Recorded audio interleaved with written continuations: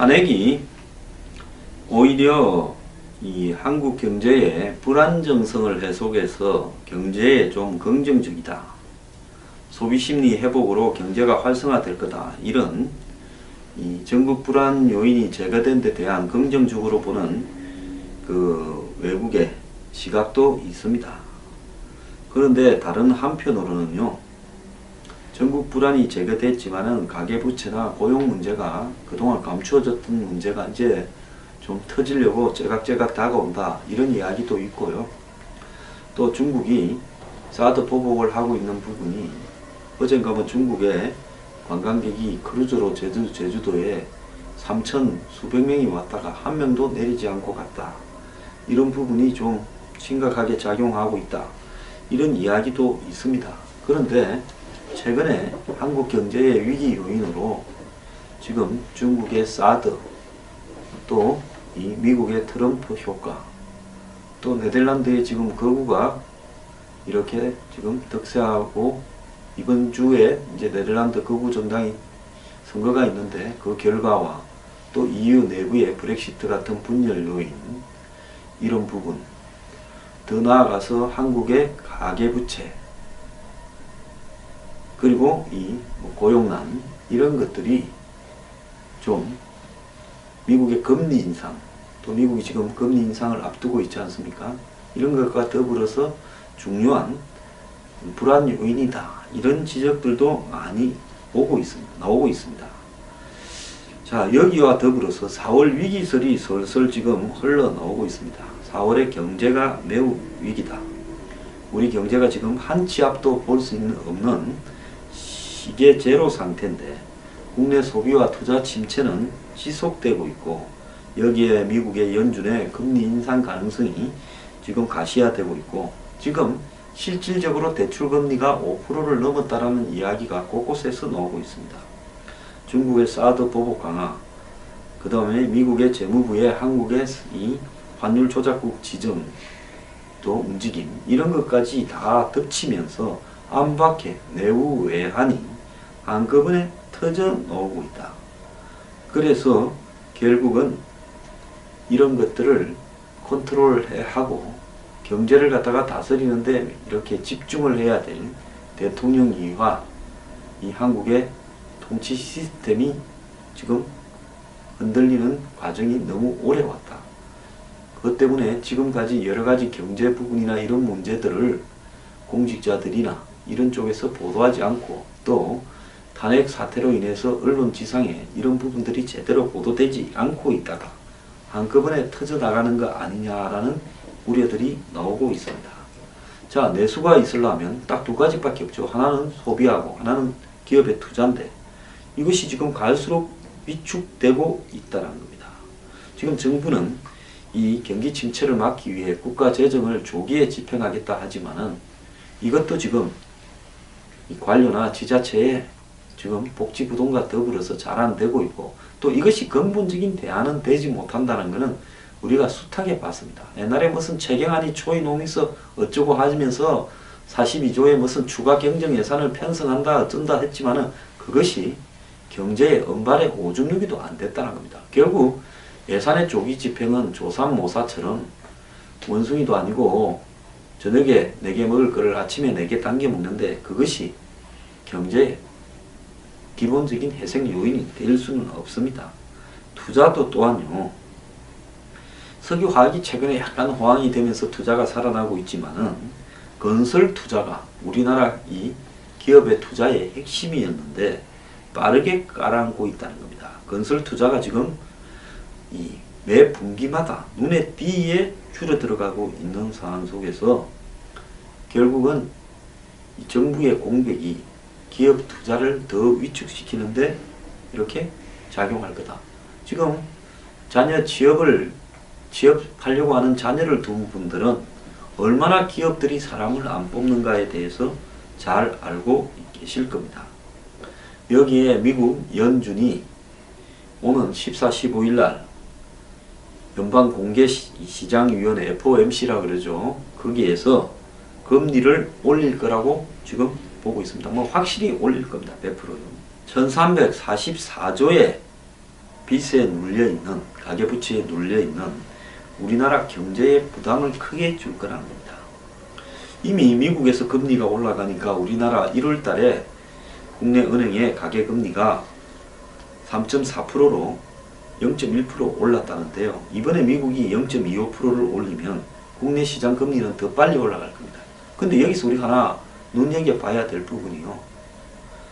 실제로 우리 실질적인 우리 대출 금리는 5%가 지금 넘어가고 있다는 부분입니다. 자, 이런 경우 내가 번 돈 중에 절반을 은행에 이 주택담보대출이든 또 자영업자 대출이든 이런 걸 통해서 빌린 사람들 중에 이 절반을 갖다가 갚는다는 것은 소득 중에 이건 버틸 수 없는 한계 가구라 부르는데 이 사람들이 무너질 거라는 거죠. 그래서 점점 더 소비는 위축되어 가고 경제는 나빠질 것이며 외환은 금리가 높은 미국 쪽으로 빠져나갈 가능성이 많다고 보는 겁니다. 여기에 중국 사드 보복도 우리나라 경제를 멍들게 하는 발등의 불인데요. 지금 관광 유통업에부터 시작을 해서 애니메이션, 엔터테인먼트, 제조업 등 전방위로 확산되어 가고 있는데요. 자, 중국 현지 기업들이 지금 말을 안 하고 있는 부분까지 이야기하면 더 심각할 거다, 이렇게 보고 있습니다. 여기에 미국이 이제 본격적으로 트럼프 정부가 출범을 하면서 경제 문제에 손을 대기 시작을 해서 한국을 환율 조작국으로 지정할 경우 4월 경제위기설이 현실화할 가능성도 있다고 합니다. 아직까지는 미국이 그러지 않을 거다라는 의견이 지배적입니다만은 이건 우리나라 생각이고 미국에서 과연 그러한 것인가는 전혀 별개의 문제라고 저는 듣고 있습니다. 여기에 국내 리스크를 하나 더 보탠다면 대선 리스크입니다. 대선 주자들이요, 문재인 후보부터 시작을 해서 저마다 온갖 종류의 파퓰리즘 정책이나 더 나아가서 경제개혁을 하겠다라는 설익은 이슈들을 이렇게 전파를 하고 있는데요. 이런 문제들이 또 경제에 여러가지 영향을 미칠 거라고 이렇게 보이고 있습니다. 트럼프로부터 시작된 미국의 보호무역주의가 즉 무역 적자를 외치면서 우리를 겨냥하고 있는데, 자, 이것이 아까 앞에 말한 환율 조작국 지정 외에도 말입니다.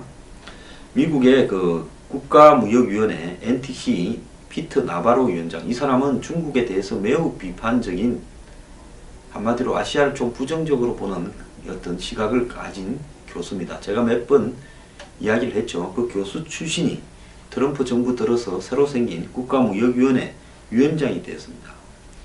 그래서 지난 6일 LG와 삼성이 세탁기 생산 공장을 중국에서 동남아로 옮기면서 불공정 무역을 하고 있다고 공격을 했는데요. 미국 무역대표부가 최근에 한미 FTA 협상 이후에 지금 한국에 대한 미국의 무역 적자가 2배 늘어났다 하면서 FTA 재협상을 이야기하기도 했습니다. 근데 오늘 아침에 일부 언론이 한미 FTA를 누가 매국이라 비판했냐 하면서 FTA 하고 나니까 우리가 훨씬 이득 아니냐, 이런 뉘앙스의 보도를 대대적으로 했는데요. 이것도 또한 미국에 지금 다 정보가 들어갈 거니까 별로 좋지 않은 상황이라는 겁니다. 자, 아까 말한 환율 조작국 지정 문제도 있고요. 그런데 트럼프 정부의 방향은 지금 과거의 오바마나 부시하고는 달라서 애척 불허라는 겁니다. 여기에 또 더해서 김정은의 핵과 미사일 발사, 또 김정남 피살, 이런 부분들이요, 미국이 지금 한반도 위기를 바라보는 시각이 이전과는 완전히 달라졌습니다. 제재로는 불가능하다. 근데 머지않아서 쟤들이 진짜로 만들어서 본토를 향해서도 쏠 것 같아. 뭔가 조치를 취해야 되는데 일본은 어떻게 하는가, 한국은 어떻게 하는가, 이런 상황을 지금 체크하고 있습니다. 그래서 미국 국무부 장관 틸러슨이 15일 일본, 17일 한국, 그 다음에 중국을 방문을 차례로 하는 겁니다. 이것도 향후 미국 정부의 한국 정책에 큰 영향을 미칠 겁니다. 여기에 앞에도 말했습니다만은 브렉시트, 그 다음에 이 유럽의 극우 경향, 이런 부분들도 결국은 또 다른 또 경제의 불안 요인이 될 겁니다. 근데 여기서 결정적인 거는요, 한국의 차기 대선의 향배와 관련해서요, 미국이 굉장히 심각을 곤두세우고 있다는 것은 기정사실이고요. 한국의 차기 정권이 미국은 지금 문재인이 되지 않을까 걱정을 하고 있는 부분이 분명히 있고, 중국은 기대를 하고 있다는 겁니다. 박근혜 대통령의 탄핵이 미국과 중국에는 서로 상반되는 기류를 이렇게 나타내고 있고, 미국의 주류 언론들은 보수 진보 성향을 가리지 않고 어제 한미 동맹이 변화의 갈림길에 설 거다라고 이야기를 하고 있습니다. 대북 정책에 관해서만큼은 미국에는 진보 보수가 한 목소리를 내고 있는데요. 자, 월스트리트 저널 같은 경우에는 트럼프 행정부 관료를 인용해서, 말을 인용해서 2000년대 초에 미국의 W 부시 행정부와 한국의 노무현 정부가 대북 정책을 가지고 벌였던 긴장이 재현될 수 있다, 이랬고, 문재인이 유력 대선 주자인데 한국 차기 정부가 노무현처럼 그런 대북 정책을 추진할 경우 대북 제재와 압박을 추진하는 트럼프와 본격적으로 부딪힐 수 있다. 그러면서 한국의 정권 교체 가능성이 사드 배치도 불명확하게 만들고, 그리고 한국이 북한을 경제적으로 개성공단이나 또 금강산 관광 등으로 지원해 줄 수도 있다라는 부분이 미국에는 엄청난 부담으로 다가올 거다. 그리고 미국의 뉴욕타임스도 박 대통령 탄핵으로 한국의 대북 정책에 중대한 변화가 예고된다면서 개성공단 재개 등을 언급을 했는데요. 이게 새로운 게 아니라 지난 98년부터 2008년까지 한국에서 집권했던 진보 정권이 햇볕 정책으로 북한을 도와줬던 실제 그 내용이 재현이 될 수 있고, 그런 와중에 북한은 2006년에 핵실험을 했다, 이렇게 보도를 했습니다. 그러면서 이 와중에 문 후보가 사드 배치를 재검토하고 개성공단 재가동을 하려고 한다, 그런 이야기를 이렇게 우려한다고 워싱턴 포스트지도 이야기를 했습니다. 또 워싱턴 포스트지는 2010년 천안함 폭침 사건과 북한 무기 개발에 남한의 지원금이 전용됐다는 의혹 등을 소개하면서 대북 포용 정책에 대한 지지가 지금 미국과 한국 간의 관계를 어렵게 할 수도 있을까 우려하고 있습니다. 여기에 반해서 중국은 대대적으로 한국의 정권 교체 분위기를 찬성하고 나섰는데요. 제가 지금 경제 문제를 이야기하면서 이 문제를 이야기하는 건 뭔가 하면, 첫 번째로 트럼프는 역대 미국의 대통령과는 다르다.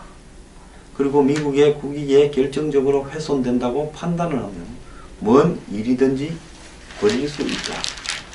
자, 그런 어떤 대목에서 봤을 때 트럼프 행정부가 만약에 한국 정권 교체가 기정사실화된다면 매우 조기에 한국의 경제적인 어떤 상황을 지금 작업에 들어갈 수도 있다라는 부분이 저는 우려됩니다.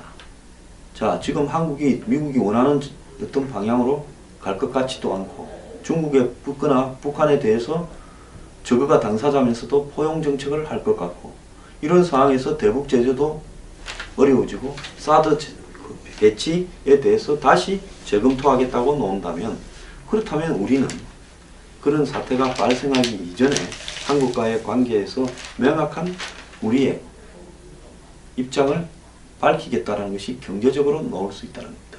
97년에 한국의 정권 교체 시기에 미국이 당시 IMF가 터진 부분을 이용을 해서 한국을 대선에 출마한 모든 후보에게 IMF 체제에 따르겠다라는 동의각서를 받았습니다. 그 이후에 한국에 대한 IMF의 집행은 다른 나라보다 훨씬 심하게 됐다는 것을 우리가 알아야 될 겁니다. 자, 한국 경제 4월 위기설가요, 미국의 압박 정말 우려됩니다. 미국의 이 한국에서 벌어지는 정치와 동맹관계에 대한 어떤 불신이 한국에 대한 냉정한 어떤 미국의 정책 결정으로 연결되어 경제 정책에서 가시화될까 지금 우려되는 상황이라고 볼 수 있고요. 그런 일이 발생할 경우에 한국은 사드 문제와는 비교가 되지 않는 미국발 한마디로 경제적인 딜레마에 빠질 거라고 보고 있습니다. 그래서 환율 조작 문제도 그러하다 이렇게 볼 수 있고요. 나아가서 아까 말씀드린 한미 간의 통상과 관련되는 트러블, 이런 부분들이 또 그 대상 중에 하나가 될 수 있습니다. 자, 우리가요 하나만 생각하고 그 다음을 생각할 줄 모르는 단견이 한국 전체를 위기에 빠뜨릴 수 있는 요인으로 가지 않도록 유의해야 될 때라고 봅니다.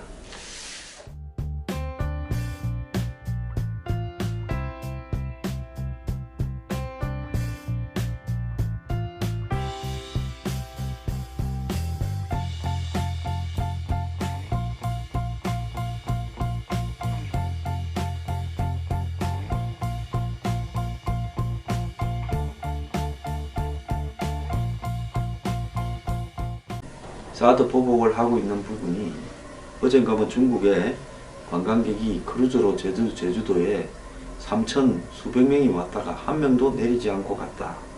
이런 부분이 좀 심각하게 작용하고 있다. 이런 이야기도 있습니다.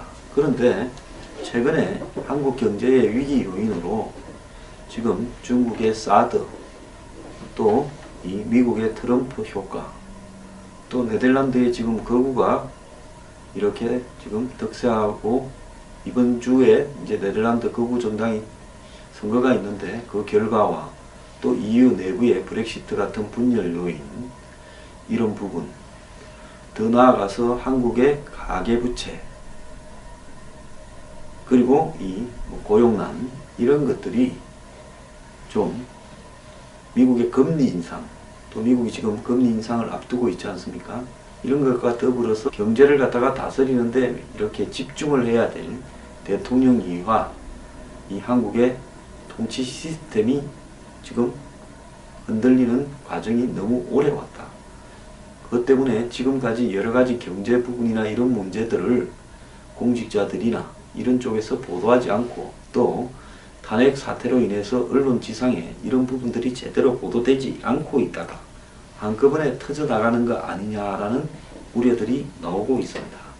자, 내수가 있으려면 딱 두 가지밖에 없죠. 하나는 소비하고 하나는 기업의 투자인데, 이것이 지금 갈수록 위축되고 있다는 겁니다.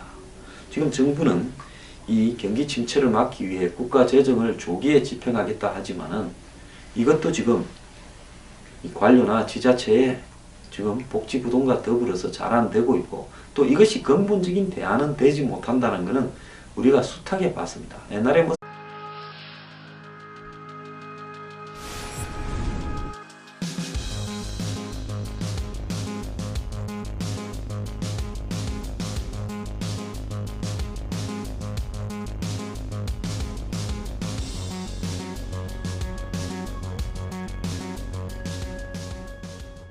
탄핵이 오히려 이 한국 경제의 불안정성을 해소해서 경제에 좀 긍정적이다, 소비심리 회복으로 경제가 활성화될 거다, 이런 이 전국 불안 요인이 제거된 데 대한 긍정적으로 보는 그 외국의 시각도 있습니다. 그런데 다른 한편으로는요, 전국 불안이 제거됐지만은 가계부채나 고용 문제가 그동안 감추어졌던 문제가 이제 좀 터지려고 째각째각 다가온다, 이런 이야기도 있고요. 또 중국이 중요한 불안 요인이다, 이런 지적들도 많이 나오고 있습니다. 자, 여기와 더불어서 4월 위기설이 슬슬 지금 흘러나오고 있습니다. 4월의 경제가 매우 위기다. 우리 경제가 지금 한 치 앞도 볼 수 없는 시계 제로 상태인데, 국내 소비와 투자 침체는 지속되고 있고, 여기에 미국의 연준의 금리 인상 가능성이 지금 가시화되고 있고, 지금 실질적으로 대출금리가 5%를 넘었다라는 이야기가 곳곳에서 나오고 있습니다. 중국의 사드 보복 강화, 그 다음에 미국의 재무부의 한국의 이 환율 조작국 지정 또 움직임, 이런 것까지 다 덮치면서 안팎의 내부 외환이 한꺼번에 터져 나오고 있다. 그래서 결국은 이런 것들을 컨트롤해 하고 무슨 최경환이 초이농에서 어쩌고 하면서 42조의 무슨 추가 경정 예산을 편성한다 어쩐다 했지만은 그것이 경제의 은발의 오줌누기도 안 됐다는 겁니다. 결국 예산의 조기 집행은 조삼모사처럼 원숭이도 아니고 저녁에 4개 먹을 거를 아침에 4개 당겨 먹는데 그것이 경제의 기본적인 회생 요인이 될 수는 없습니다. 투자도 또한요. 석유화학이 최근에 약간 호황이 되면서 투자가 살아나고 있지만은 건설 투자가 우리나라 이 기업의 투자의 핵심이었는데 빠르게 깔아앉고 있다는 겁니다. 건설 투자가 지금 이 매 분기마다 눈에 띄게 줄어들어가고 있는 상황 속에서 결국은 이 정부의 공백이 기업 투자를 더 위축시키는데 이렇게 작용할 거다. 지금 자녀 취업하려고